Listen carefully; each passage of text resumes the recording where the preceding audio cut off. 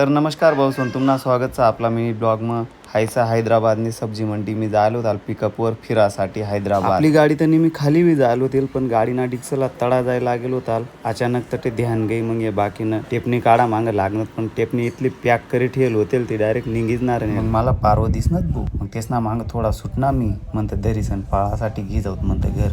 पण एक बी सापडणार ना पण तेच नाकडे दगता दगता मला बिर्याणी ध्यान होणी म्हणतं हैदराबादनी बिर्याणी बोलती फेमस अर्धा तास वाट पाय ना त्यांना नंतर मग आपली बिर्याणी तर येई लागली पण येस ना जेवण काही येईल नव्हता मी डायरेक्ट खावाला लागी गया कारण की एवढा 600-650 किलोमीटर जाईपर्यंत मी काहीच खायला नव्हता आणि दुसरा दिवस गाडी खाली होईनी तेव्हा आपण बिर्याणी खावाला येलो होतं मग फायनली येस ना बी जेवण येई लागणार भाऊ येस ना जेवण येईपर्यंत तर आपला निमिषी मी खावायचा आलो होता आणि पीस तर आवडतच ना भाऊ मला जेवतलं ते येसला दिदी ना मी फक्त एक लेग पीस खायना ताबी निमिषी मीच खायना जेवण तर होई गया भाऊ आपला पण बिर्याणी विषयी चवनी बाबती मग मालेगावना हात कोणताच गाव धरू ना शक कारण की मालेगाव मन आठे फार मोठा फरक वाटना मालेगाव तर मालेगावच जेवण करता करता आपली गाडी बी खाली होई गई आमू तर घर जाई रे नसत ये 2 जणच गाडी खाली होईल नव्हते दुसरा दिवस येणार होतलं तुम्ही जर हैदराबाद वनत तर काय बिर्याणी खावानी गरज ना तुम्हाला जर बिर्याणी खावानी होई तर मालेगावला या मालेगावला एक नंबर बिर्याणी भेट चला मग भेटूत नेक्स्ट ब्लॉग मध्ये तुम्ही काळजी घ्या टाटा बाय बाय।